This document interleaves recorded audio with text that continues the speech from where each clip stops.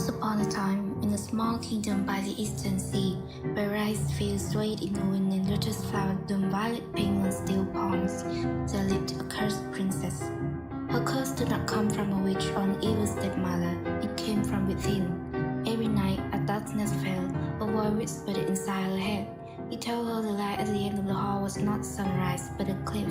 It told her the castle doors were all locked and she would never find the key. It told her she was born to hold suffering the way others hold love. She dared not tell anyone. She only stood on the highest balcony, rain stroking her shoulders, and counted the rooftop below. As if counting the days she still had the courage to stay. The coterie said, "Your Highness, you are simply sad. Everyone feels this way sometimes." She nodded, then she returned to the balcony. In another kingdom, so far away one must slip through 9 voyages on a ship to reach it, where several green olive groves stretch under the Mediterranean sun and ancient stones cast their shadows upon the Tiber. There lived a misunderstood knight. He was not the kind of knight who loved Paris or glory. At feast, he sat in the farthest corner, back straight, eye fixed on the door as if always ready to leave. When someone came near, he stepped back. When a hand touched his shoulder, he stiffened like stone. They said, "He's arrogant, he's cold, he cares for no one." But no one knew that his heart was a fortress long under siege. Another curse lived inside chest, one that made him fear everything too strongly, too deeply, too fiercely, so he had to build walls high enough to keep from burning from within. He wanted to crack his heart because he never met anyone who could understand the shadows hiding inside. He chose solitude, not because he loved it, but because solitude was the only thing that had never abandoned him. He told no one this. He simply mounted his horse and rode. Then they met one rainy night. No, not met, something more fragile. Pale blue letters appeared on the crystal mirror in the princess's library. At the other end, half a world away, a knight sat alone in his small room, gazing at his sword reflecting the flickering firelight, and saw the same words. The first time he wrote to her, it was only 3 words. "Are you okay?" She didn't answer right away. She read those 3 words again and again, like a drowning soul grasping a driftwood. Then she wrote, "I don't know." From that night on, they spoke in light. She told him about her childhood summers, running barefoot on burning ties, her grandmother winged hands brushing her hair each evening, the loneliness that tortured her during quiet meal with no laughter in the castle. She told him about nights spent listening to the rain, wondering if anyone in this world could understand the chaos inside her. He listened, and he told her about his boyhood, climbing the height just by his village just to see an eagle's nest, shattering his grandfather's ancient watch because he thought treasure was hiding inside, racing his friend down rocky slope until his knee was scraped and his clothes caked with mud. He told her about his mother, who always shook her head and said, "You never sit still," and the deep homesickness he carried during the years he had to leave home to study warfare in the strange city. He had never told anyone these things, but with her, the words poured out like a dam breaking after years of holding strong, and she understood. He was never cold. He was only a storm trapped inside a ribcage. Every night, as she was about to fall asleep, he was just beginning his day. When she woke from restless dreams, he sat eating a late dinner under yellow lamplight. The distant between them was half the earth. 6 hours of sun and shadow, of days and nights out of sync. But she liked to think of it as a river. 2 rivers never meet, yet they both flow into the same oceans.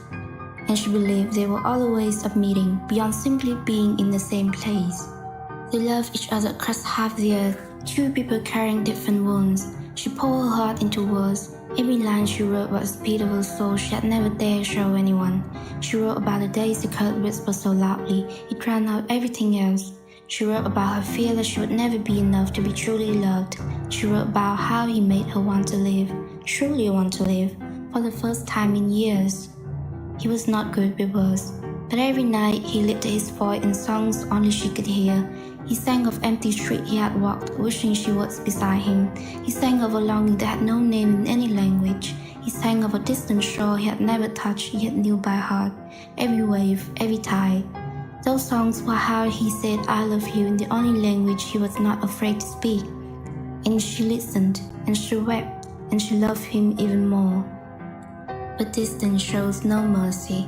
Seasons of falling leaf passed, spring arrived on both half of the earth, and still they had never once seen each other's face.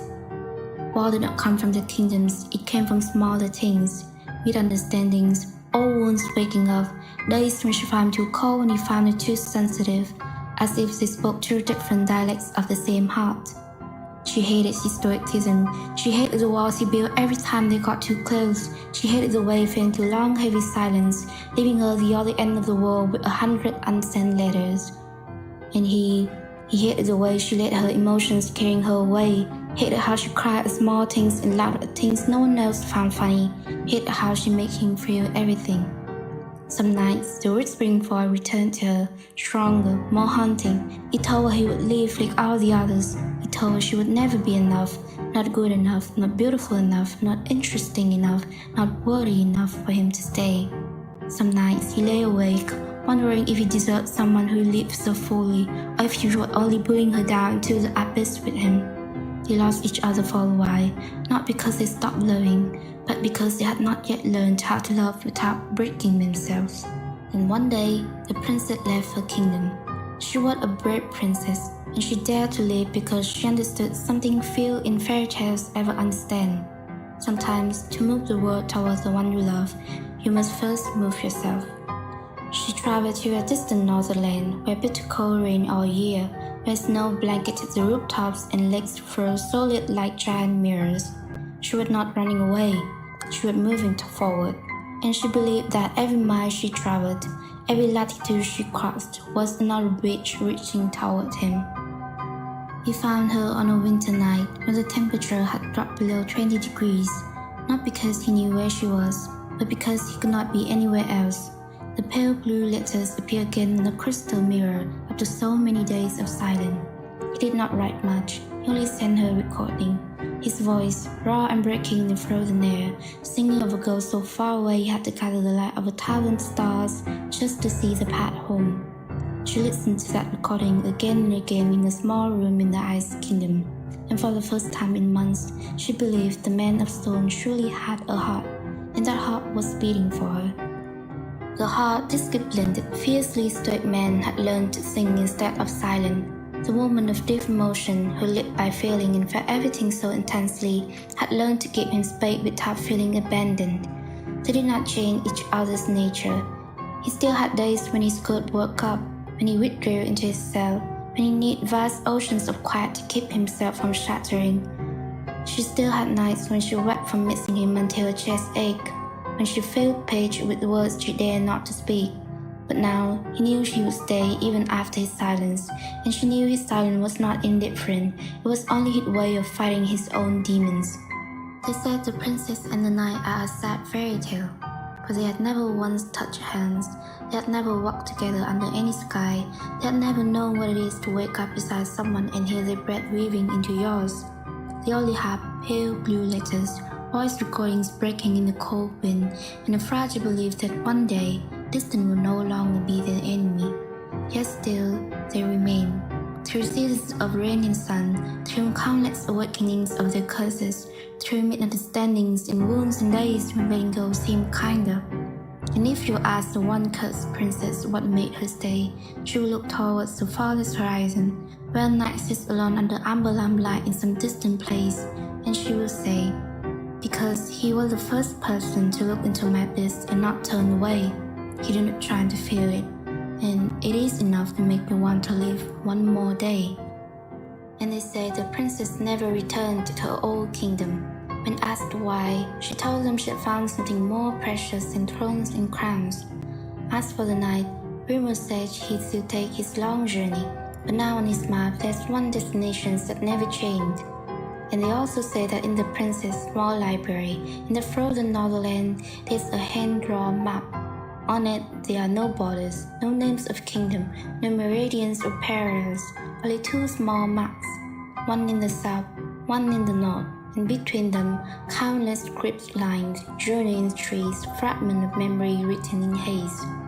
Someone once asked, "What map is this, Your Highness?" She smiled, placing her hand upon the pale blue ink. "This is not a map of lands. This is a map of a journey, the journey I take toward him every single day, even though we had never met. and I will keep drawing it until this stroke becomes a railroad beneath my feet.